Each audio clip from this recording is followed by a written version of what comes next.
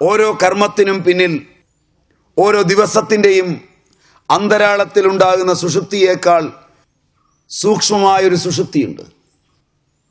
അത് നിങ്ങൾ കണ്ടു കഴിഞ്ഞാലാണ് അത്ഭുതപ്പെടുക. എത്ര വേഗത്തിൽ നിങ്ങൾ കർമ്മനിപുണനായിരുന്നാലും ആ കർമ്മത്തിന് തൊട്ടു മുമ്പ് നിങ്ങളുടെ കരചരണങ്ങൾ ആവിർഭവിക്കുന്നതിന് മുമ്പ് ഒരു നിശബ്ദതയുണ്ട്. ഓരോ വാക്കിനും പിന്നിൽ ചെറിയൊരു നിശബ്ദതയുണ്ട്. ഓരോ ചിന്തയ്ക്കും പിന്നിൽ ചെറിയൊരു നിശബ്ദതയുണ്ട്. ഓരോ പദവിന്യാസവും അടുത്ത പദവിന്യാസത്തിനിടയിൽ ഒരു നിശബ്ദതയെ ഭഞ്ചിച്ചാണ് കടന്നു വരുന്നത്. ആത്മാവിൻ്റെ ശബ്ദം കേൾക്കുന്നവർ പദവിന്യാസമല്ല കേൾക്കുന്നത്, പദവിന്യാസത്തിനിടയിലെ നിശബ്ദതയാണ് കേൾക്കുന്നത്. മുമ്പേ ഗമിക്കുന്നവൻ്റെ പിമ്പേ ഗമിക്കുന്നവൻ്റെ പദവിന്യാസ ശബ്ദത്തിലെ നിശബ്ദതയെയാണ് ഞാൻ ഉപാസിക്കുന്നത്. ചാന്തോക്യം. മുമ്പേ പോകുന്നവൻ്റെ മുമ്പേ പതിക്കുന്ന കാലിന് പിമ്പേ പതിക്കുന്ന കാലിൻ്റെ പദവിന്യാസ ശബ്ദത്തിലെ നിശബ്ദതയെയാണ് ഞാൻ ഉപാസിക്കുന്നത്. ഉപാസനാ കാണ്ഡങ്ങളിൽ ഓരോ ശബ്ദത്തിൻ്റെ പിന്നിലും നിശബ്ദതയുണ്ട്. ഓരോ കർമ്മത്തിന് പിന്നിലും നിശബ്ദതയുണ്ട്. ഓരോ ചലനത്തിനു മുമ്പും നിശബ്ദതയുണ്ട്.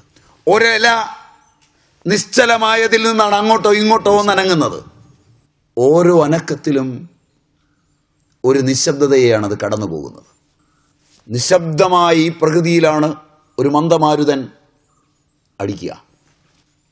പ്രകൃതിയുടെ തൻ്റെ ബോധത്തിൻ്റെ തൻ്റെ കർമ്മസ്വരൂപത്തിൻ്റെ ഇടയിൽ വരുന്ന നിശബ്ദതയെയാണ് ആധ്യാത്മികവാദികൾ കാണാൻ ഇഷ്ടപ്പെടുക. അവർ വ്യാഖ്യാനിക്കുന്നതും അവർ പഠിക്കുന്നതും അവർ കണ്ടെത്താൻ ശ്രമിക്കുന്നതും ആ ചലനങ്ങളല്ല.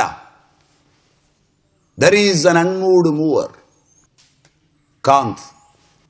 ഈ പേര് കേട്ടിട്ടുണ്ടാവും, കാന്ത് എന്ന്. An unmoved mover. The substantia, Spinoza. അവസ്ഥാത്രയ സാക്ഷി, ശങ്കരൻ. കൂടസ്ഥൻ, ശങ്കരൻ. തത്വചിന്തയിൽ അവയ്ക്കൊക്കെ പ്രാധാന്യമുള്ളൂ, ചലനങ്ങൾക്കൊന്നും പ്രാധാന്യമില്ല. ഓരോ ചലനത്തിൻ്റെയും പിന്നിലെ നിശബ്ദത എങ്ങനെയായിരുന്നു?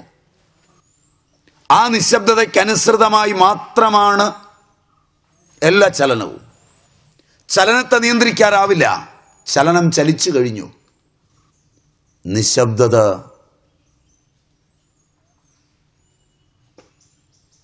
ചലനത്തെ എങ്ങനെ കൊണ്ടുപോകണം എന്നത് തീരുമാനിക്കാനുള്ളതിൻ്റെ സൂക്ഷ്മരൂപമാണ്.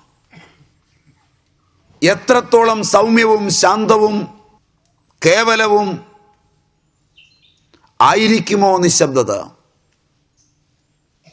അത്രത്തോളം മനോഹരമായിരിക്കും ചലനം.